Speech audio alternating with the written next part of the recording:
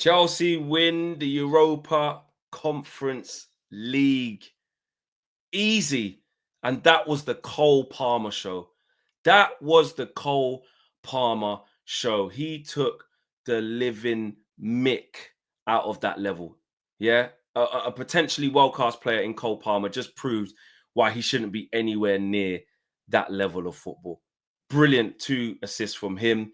Very easy, comfortable night in the end for Chelsea. And Antony drops a generational stinker. That was the Man United Antony. That was not the Antony that I locked in to see. I locked in to see the Real Betis, the remontada Antony.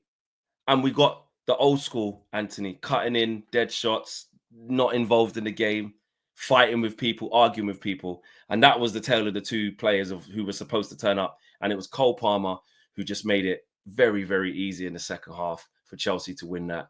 And then you got Antony, who just couldn't do anything. Even when Betis were playing well, he wasn't even involved. So, yeah, listen, what I will say is, though, you got to give credit. You got to give credit to Chelsea. So, look, and here's what I mean. They can't over-celebrate it in terms of the context of the club, right? Because, listen, they completed the set and all of that. But you don't really want to say you've completed the set, because what the hell are you doing in the Conference League as a big club like Chelsea? But they've completed the set nonetheless. But I think it's more important for the young players. You see, when you see substitutes run on the pitch when a team scores in a final, and you're like, I know they say it's about everybody, but most of the players didn't really play in the journey. But in this competition, it's actually the opposite. All of them young players, most of them young players anyway, in this Conference League team of Chelsea, this Conference League squad, they've all played their part. Every single one of them kids. In all of them, when they're going out to them far places and playing against teams that they can't pronounce, kicking off in rush hour UK time when people are coming home from work, you know what I mean? All them mad kickoff times and going out to cold places. It's them youths playing on plastic pitches and whatnot. It's them kids that have helped get them to the final. Then they brought the big man them in the final to get it over the line. So it is all of their trophies. And what's really important for this Enzo Maresca team is that a bunch of young kids, which are the youngest team to get to a Champions League qualification, they've won a trophy. A European one at that. They've won a trophy. So, you know what I mean? It's big for them. I don't think Chelsea, the club, is that significant. You know what I mean? They're not going to wax lyrical about the Conference League in 10, 15, 20 years and say, remember that night.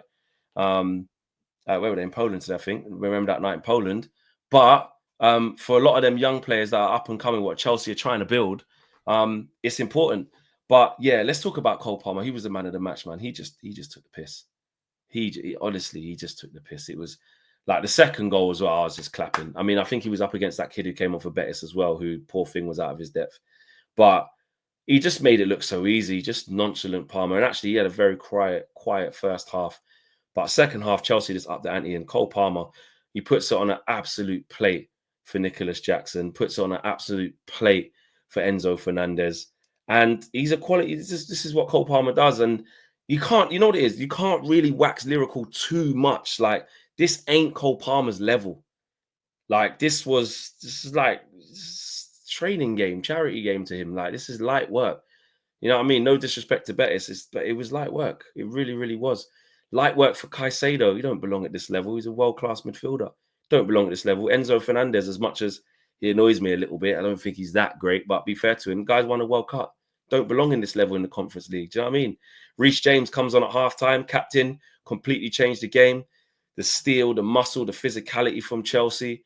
You know what I mean? They just outdone Betis. Betis just didn't have no answers. They just ran out of steam, couldn't deal with the physicality and intensity and quality that Chelsea improved upon in the second half. And really, Enzo Maresca ended up with the kind of team that really should have started the game. You know, Badia Shields was in there. I don't know why. Gusto was in there. I don't know why. Fair play with Madueke and Neto instead of Sancho, even though Sancho come on to score. But I can see why he started those two.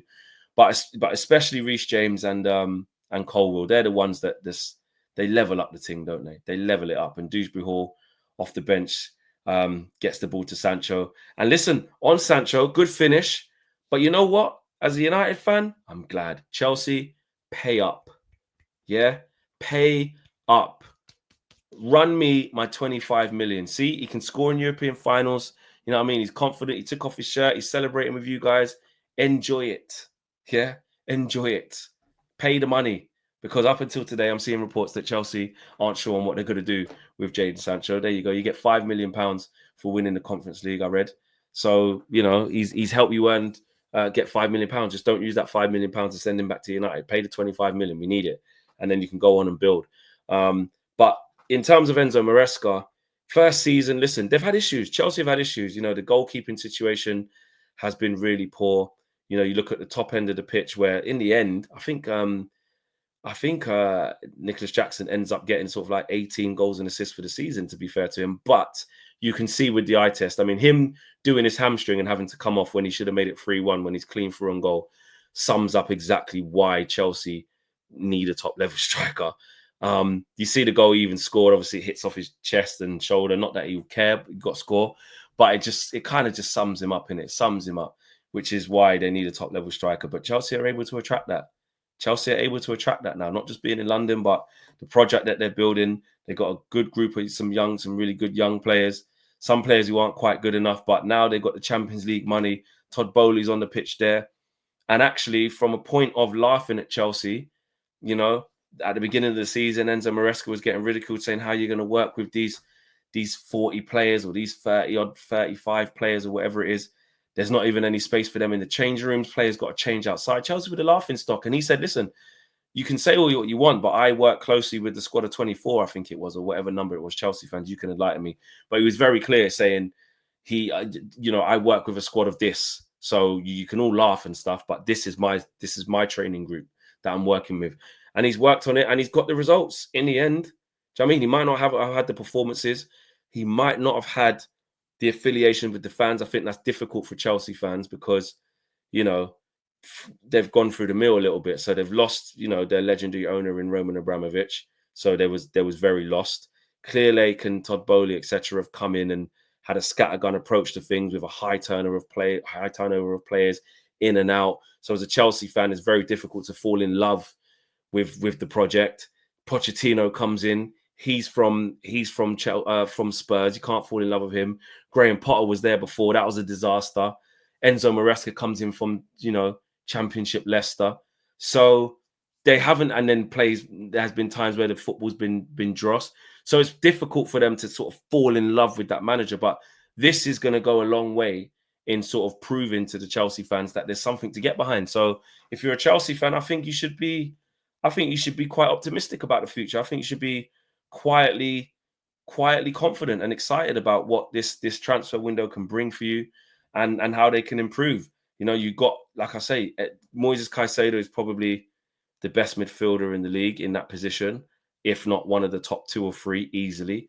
Enzo Fernandez, I think there's work to be done. I still don't think he's that great, but I know a lot of Chelsea fans like him, but he can be a top player. Cole Palmer can be world-class. Reece James, keep him fit. Levi Colwell's got to keep going. You look at Cucurella's had a great season. He's probably been, along with Kirkes and that, he's probably been the best left back in the league this year. So you sort out the top end of the pitch, which I think you're close to getting Liam Delap, I've read. You sort out the goalkeeper. You get another centre half in there, another midfielder. Can you get Lavia fit? Can you keep him fit? You know, probably need another winger, high scoring winger. They need that. So they need more creativity, but a good base for Chelsea, and they're champions in the European competition. So fair play. Can't say fairer than that. In a competition, they're meant to win. Smash the like, people. Subscribe to the channel. If you're new, I'm out of here. Peace.